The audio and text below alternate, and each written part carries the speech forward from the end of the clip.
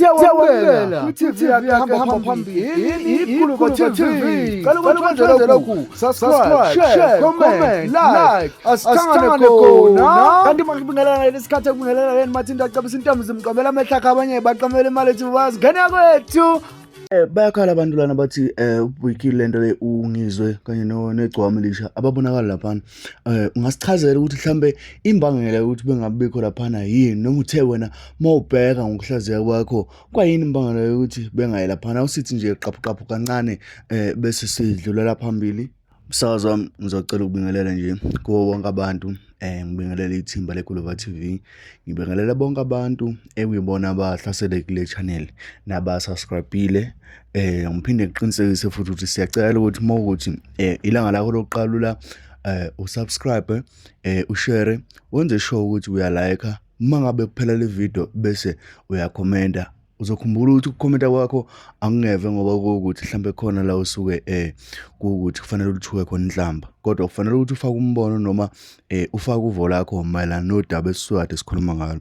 Abantu abaningi ngibabonile inkundla zokuxhumana bakhala ngokuthi ubhili lento le ungizwe kanye neGcokama elisha lapha abayanga baningi abacula bangayanga lapha futhi mhlambe abangavelanga ngisho ngewindi la bekuvela khona noma la ebekuphoswa khona kodwa ke sibonile kufuna nje siqale sincoma iqala into yenziwe ukhuzani lapha sibonile ukuthi unikezele ngo-50,000 wayiphilela nje insizwa kanti ukaleleyo umcineka wathi hayi uyabona ubuntu obukule ngane ukuthi ikwazi ukuthi umphilele umuntu noma engasekho emhlabeni beyancomeka futhi buhle kakhulu indlela nje enza ngayo. Asikwazanga ukufunda umyalezo obunantungu bubhalwe ngokhuzani lapha kodwa ke siyabonga nje ukuthi wenza ubuntu obukhulu kanti naye waposta nje wathi hayi cha ngwabozile amagalela akho insizwa usaphila mfowamchunu waqhubeka lapha wakhuluma silana singaphuma emzileni.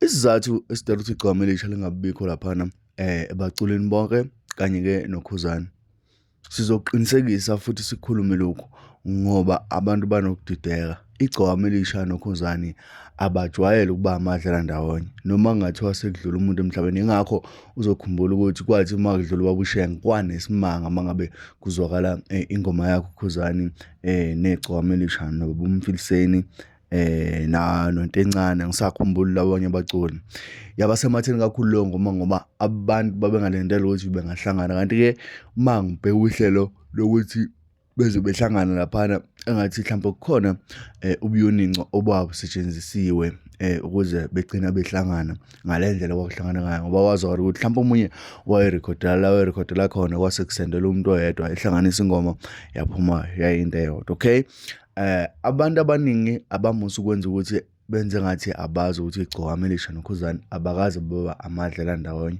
abakazi futhi kwawuthi khona la bahlangana khona mangabe ke kuyonikelwa iGcokama elisha.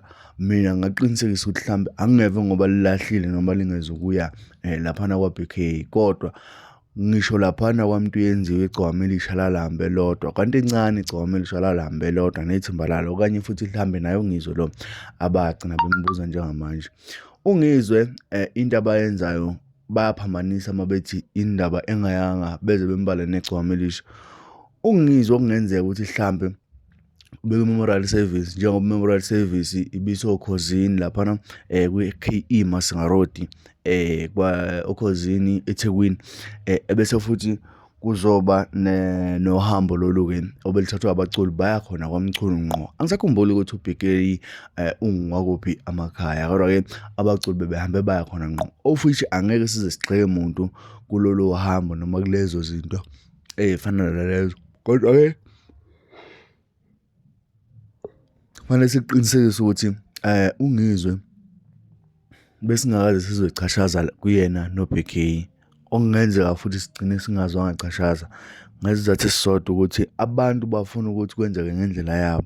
Abantu bafuna ukuthi izinto zenzeke ngendlela abasuke becabanga ngayo ngaleso sikhathi. Abaculi benza into enhle kakhulu mangabe behlanganisa behamba kodwa ihlazo lake lakhona ekuqaleni futhi angithi kwathi abaculi bahlanganisile bakhipha 5,000 kwabatshazwa. Ngisakhumbula ukuthi kwakubatshazwa emngcwabeni wabani noma umngcwabo kababa Mtiyenziwa noma kabani la khona abaculi abahlanganisa khona bakhipha 5,000 iGcokama elisha lihambisa inkomo. Kwathuleka abantu bangakhuluma ngaleyo nto, kodwa namhlanje bakwazi ukuthi bethi iGcokama elisha indaba belingekho laphana abaculwini, seliyihlela iMpumalanga neNtshonalanga yini, usikhulu phambana nobhoko. Yebo vele usikhulu phambana nobhoko mangabe kufanele kube nokhuzani la likhona, yabo. Enginesiqiniseko sokuthi mhlambe sikhona into elisengayenza, lisengavela ngokunye, lisangathula futhi nomphela, ngoba phela kahle kahle ukuyonikela kusuke kungaphoqi, usukwenza okusuke uthandweni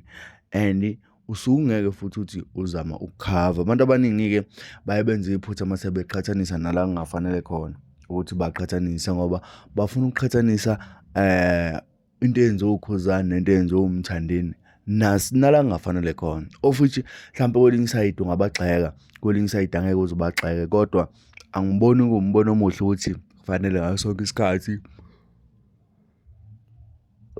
silandelele noma sibheke ukuthi ukhuzani wenzeni, umthandeni wenzeni naseyifweni la kungafanele khona.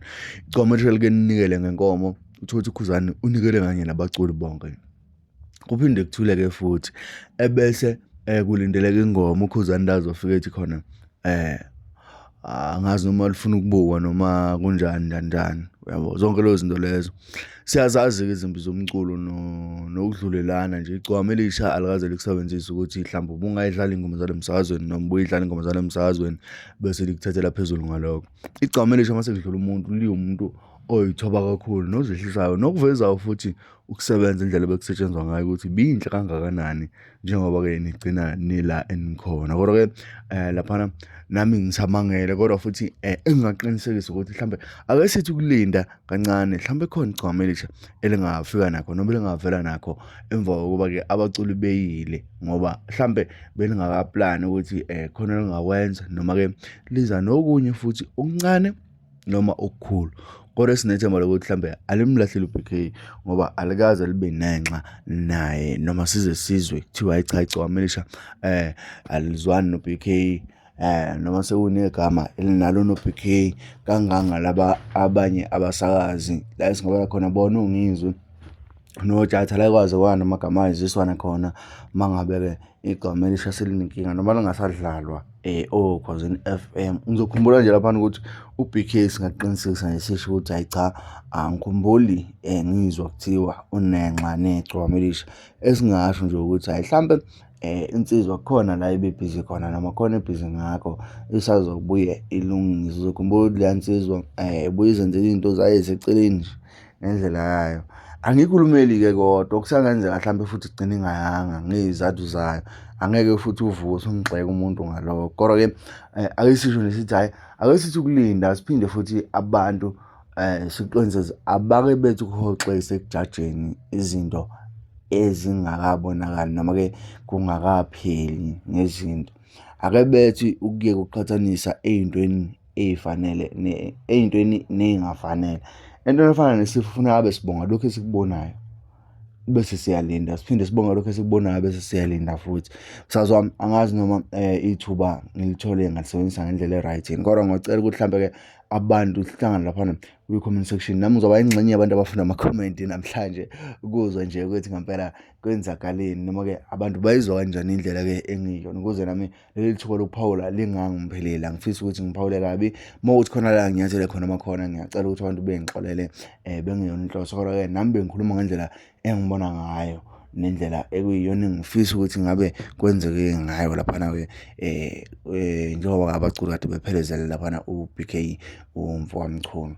Ngiyacela nje ukuyibamba lana abantu abangithole kwividiyo eyolandela, mangabe sengiphinde ngathola ithuba bengakhohlwa ukusubscribe, beshare, bephinde becommente, bengakhohlwa ukulike.